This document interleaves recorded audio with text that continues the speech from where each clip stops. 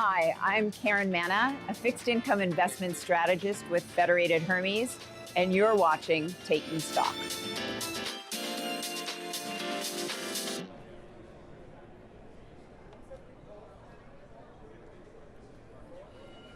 Counting down to the close, today is Monday, August 17th, and this is Taking Stock. I'm Ashley Mastronardi. Lots of news moving the markets today. The S&P finishing in the red as oil prices rise. An increased focus on tensions in the Middle East. Joining me now is senior floor trader at TradeMoss, Pete Tuchman. Hi, Pete, Inside of Wall Street. So what do you make of today's session? You know what, today's we're sort of, look, last couple of weeks, we've seen days that we're not in one direction or the other, where the market comes out of the gate with a lot of momentum and then it sort of fades. And I don't think it's any big sell side coming in.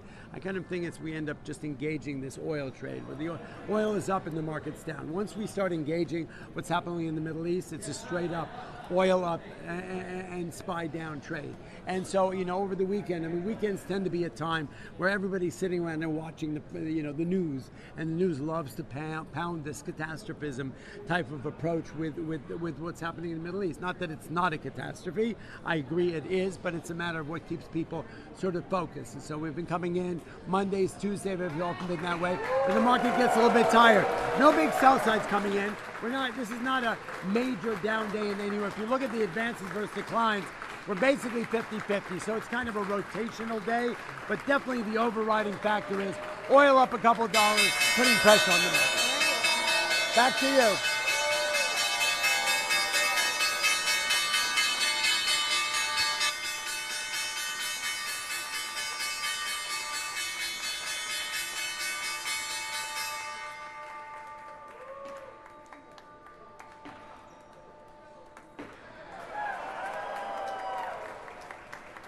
You just heard data company Snowflake ring the opening bell. They're here for their Enterprise AI Strategy event happening at the New York Stock Exchange. Let's take a look at the boards. I am seeing red. The S&P 500 down about 0.5%. The Dow in the red, the same amount. The New York Stock Exchange Composite down about 0.4%, and the Russell down about 0.3%.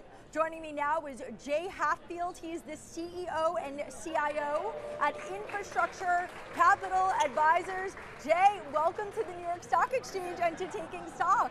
Thanks, Ashley. Great to be on.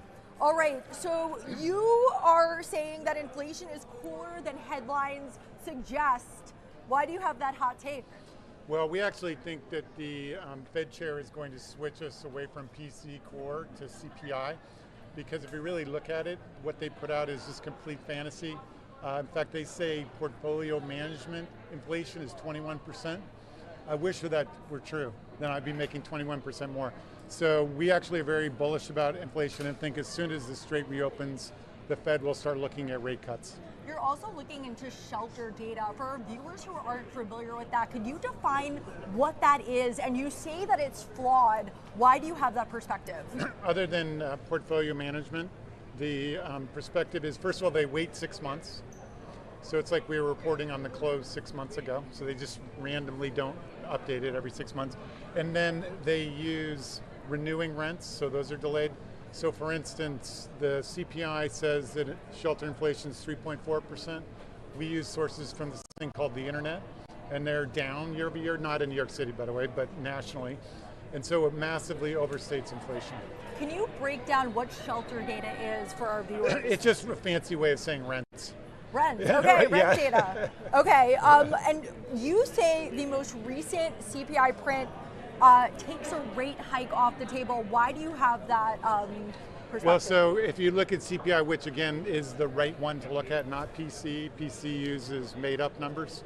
So if you look at that data, year over year dropped 2.9 for just the last 3 months, 2.9 to 2.5. And if you annualize the last 3 months, it's 1.6%.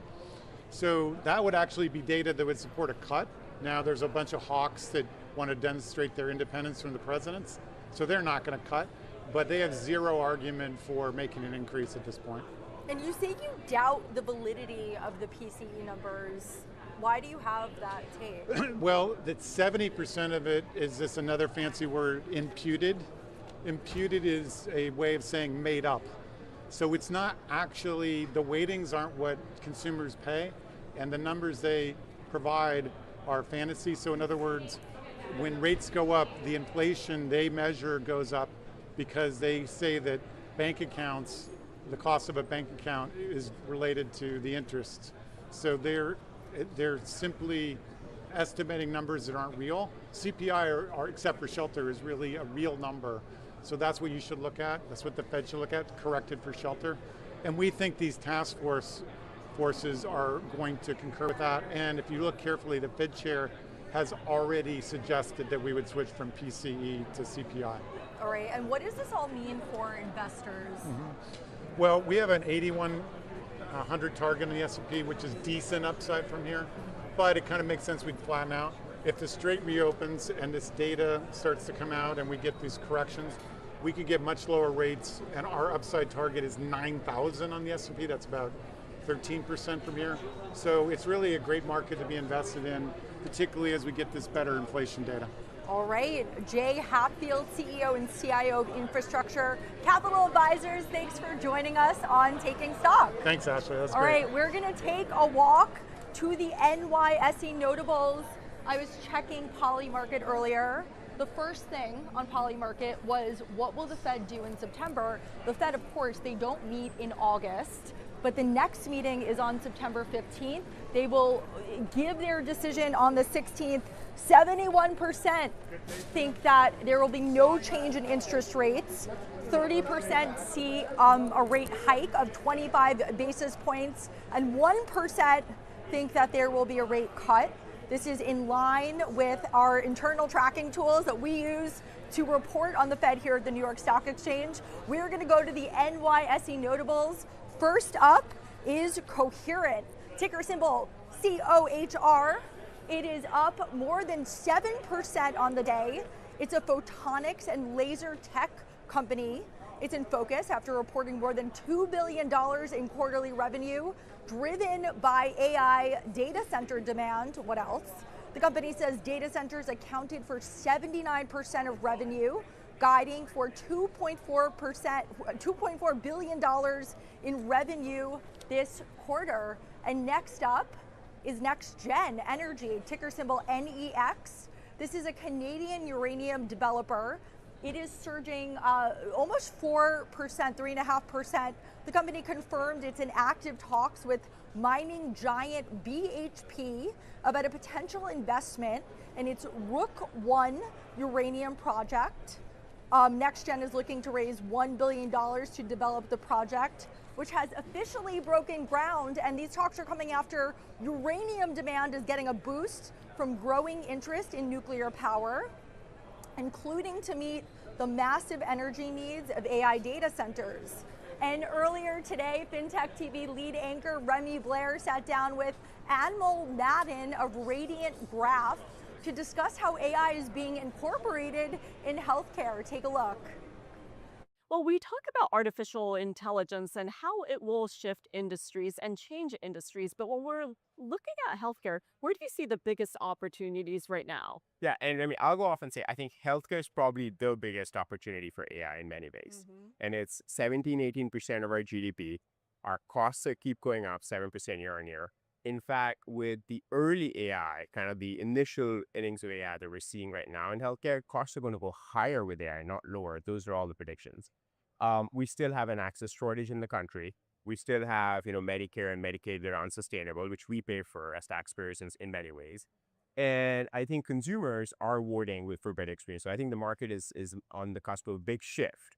But how we navigate that shift and what's going to work and what's not is what I talk about in the book and what makes that for sure. And when we're talking about the healthcare space, especially post-pandemic, the focus might be on overhead administrative costs as well as human burnout. So tell us about how you expect autonomous AI to actually bend the cost curve here. Yeah, so the roadmap I'm laying out in the book it's a little bit of the next decade or two. So it's not just what's happening this year, but also what's coming in the next 3, 5, 10 years. And I lay out a roadmap for increasing autonomy in healthcare.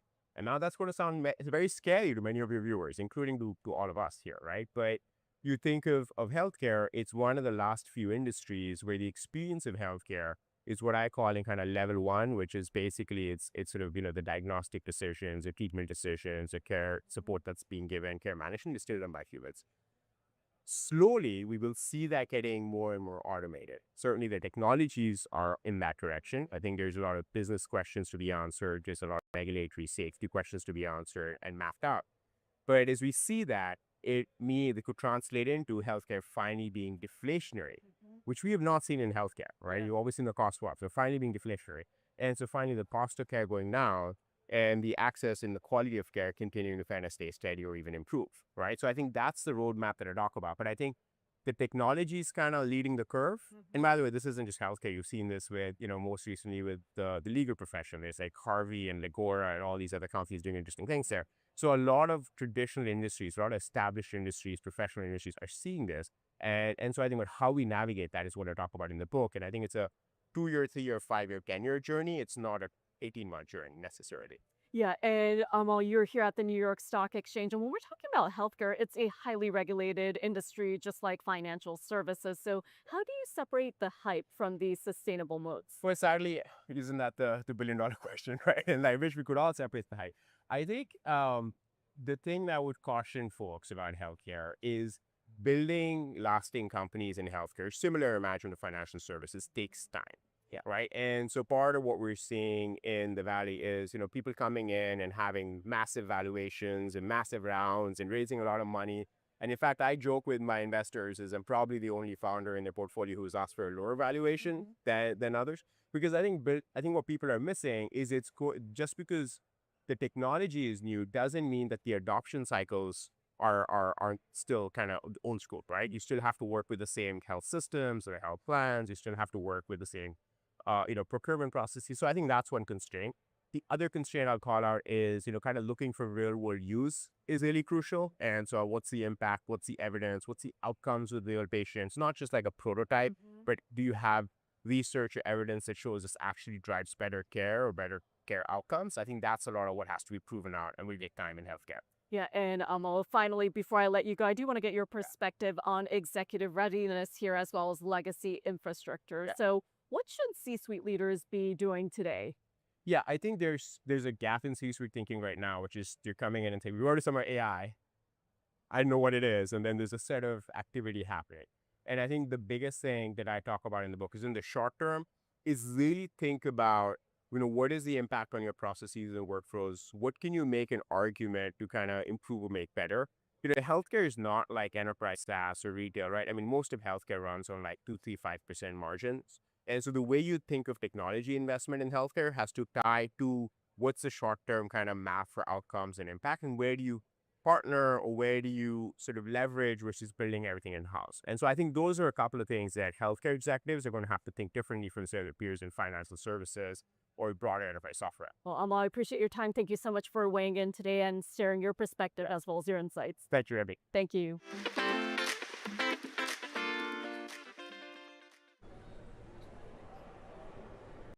Joining us now is Spencer Applebaum, General Partner and Co-Head of Venture at Multicoin Capital. Spencer, welcome to Taking Stock. Thank you. Appreciate it. All right, so where are we in the crypto market cycle right now? Yeah, I think the biggest trend that's happening in crypto right now is historically the industry has been largely insular, right? People created tokens, they traded tokens for tokens, or they borrowed tokens against other tokens. I think what's happening now is traditional asset managers are starting to bring new types of assets on-chain in a meaningful way. So equities are coming on-chain, credit, FX, commodities, and I think that's going to be the big trend that we see over the next couple of years as the space kind of grows outside of itself. Explain on-chain for our viewers in the most simple, easy to understand way as possible. Yeah. So a blockchain is just a database, and it's a global database that anyone can write to and read from. And so what bringing an asset on chain really means is you take an existing asset like an equity, you represent it as an entry into a database. It's otherwise known as tokenizing it. And then the really cool part about crypto rails more broadly is anyone can trade that, what's effectively a token, anywhere globally at any time in 24/7. And so that's really what we mean by bringing an asset and putting it on a blockchain. All right, and what does the Clarity Act mean for crypto? And do you think it's too late for it to get passed before the midterms? Yeah, that's a great question. And obviously the regulatory landscape in crypto has been top of mind for several years now. If you look back at the prior administration, it was extremely hostile to the crypto industry. And since 2024, that's largely changed. There are two extremely important pieces of legislation in crypto. There's the Genius Act, which got passed in the past year, that goes live in January, and then there's the Market Structure Bill, otherwise known as Clarity. We're very optimistic that it is going to pass. There's going to be a vote held on September 15th, and it should unlock a lot of capabilities for crypto developers onshore, so that they don't need to move offshore and can actually build compelling products for United States users. And you said since 2024 there's been more mainstream acceptance of crypto. Now that legacy institutions are working with digital assets, do you think there's more cred for Bitcoin and other digital assets? Yeah, every day we see large financial institutions adopting this technology. We've seen BlackRock lean in extremely strongly. Apollo bought Morpho tokens, which is a DeFi project. Western Union is launching a stable coin. We're starting to see fintech platforms like Stripe and PayPal come into the space as well. And I think that just legitimizes the asset class for retail users around the world who want to get exposed to the industry, participate, and get a wallet and start transacting on a blockchain. So I think traditional incumbents adopting crypto rails is probably the biggest thing that's happening in crypto right now. And do you think tokenization will change the game on Wall Street? Yeah, for sure. Like I said before, I think that the industry for basically its entire existence has been precluded from touching the real world because of the lack of regulation and just the hostile environment in the US. But now that you have all of these large financial institutions actually using tokenization to put money market funds on blockchains, or their private credit funds on blockchains, or equities on blockchains, I think that wave is going to absolutely accelerate the adoption of crypto all around the world, and for sure in the United States. Spencer Applebaum, General Partner and Co-Head of Venture at Multicoin Capital. Thanks for joining us. Thank you so Taking much. Stock. I appreciate it. Take care. Don't go anywhere. We have much more Taking Stock right after this break.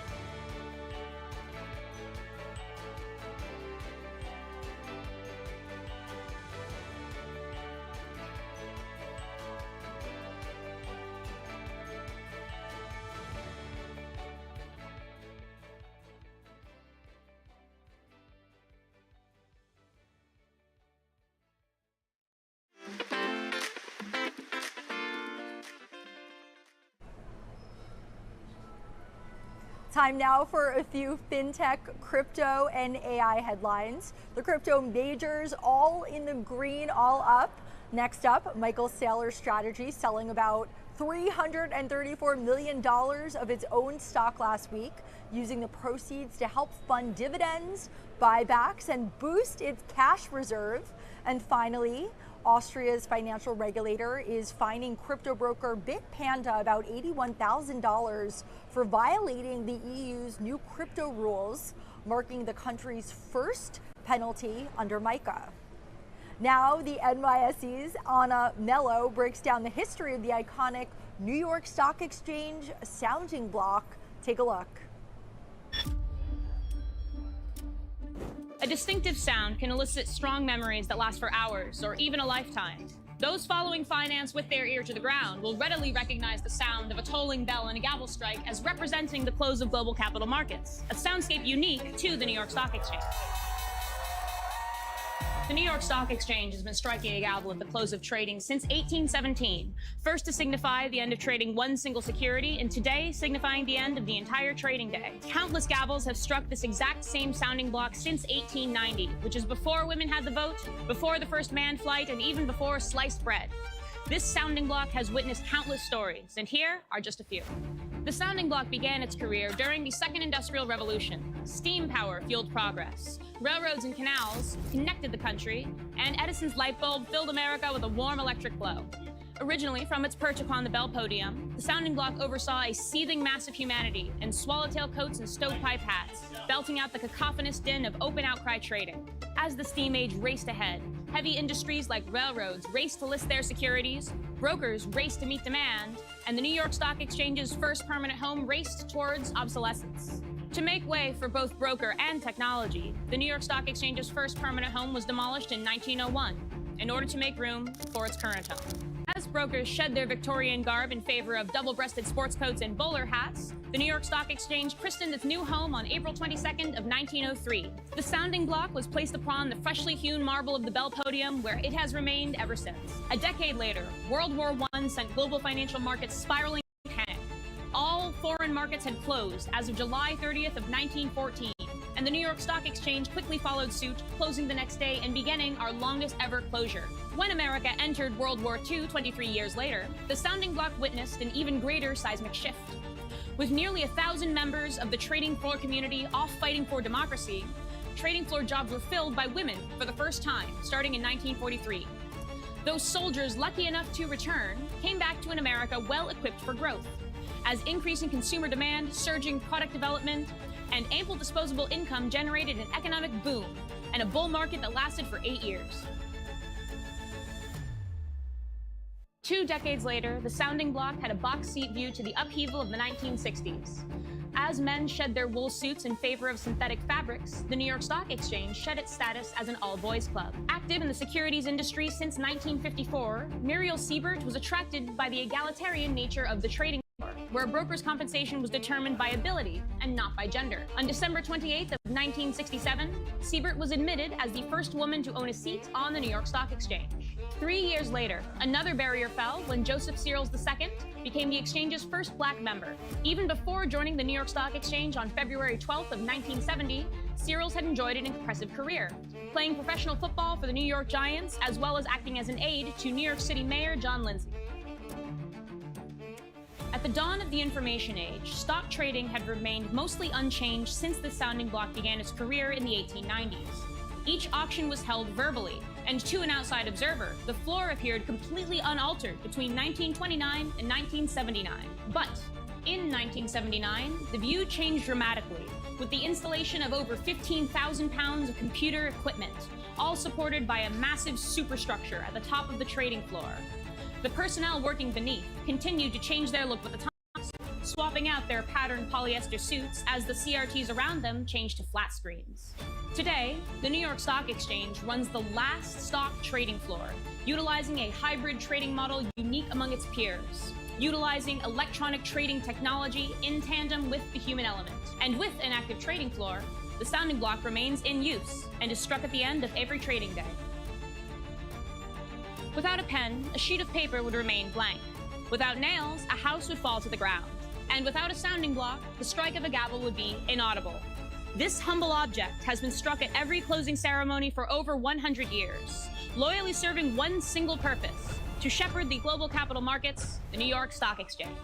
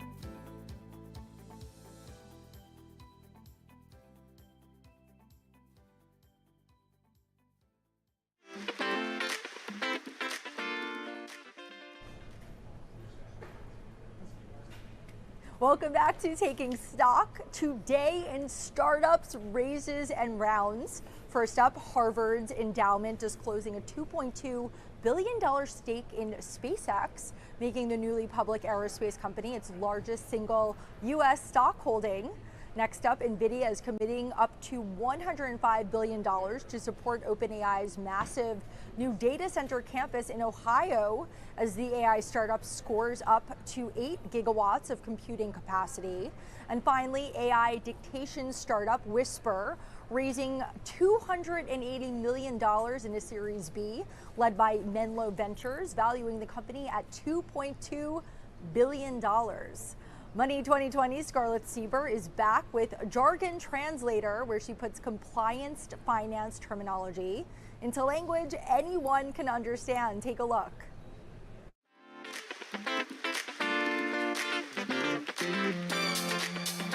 I'm Scarlett Sieber from Money 2020, and this is Jargon Translator. Today's term is pre-funding, a word that sounds technical but quietly explains why payments are expensive. Pre-funding means money has to be set aside before a transaction happens. In many payment systems, participants must hold balances in advance to make sure obligations can be met. That capital just sits there, not earning, not moving, just waiting. Pre-funding exists for one reason: safety. It reduces settlement risk. It ensures obligations can be honored. It prevents domino failures. But it comes at a cost. Pre-funding ties up capital. It reduces flexibility. It favors large players who can afford idle balances. This is why cross-border payments are expensive. New entrants struggle to scale, and faster settlement doesn't always mean that it's cheaper. Let's fast forward to today. New rails promise less pre-funding. Stablecoins promise instant settlement. Real-time systems promise efficiency. Every system still has to answer the same question, though: who carries the risk while money is moving? Pre-funding isn't a bug, it's a trade-off, and every payment system is choosing where to hide that cost. That is your Jargon Translated for today. If there's a payment term that you hear about all the time and never quite trust, drop it below and it might just make the cut. In the meantime, back over to you.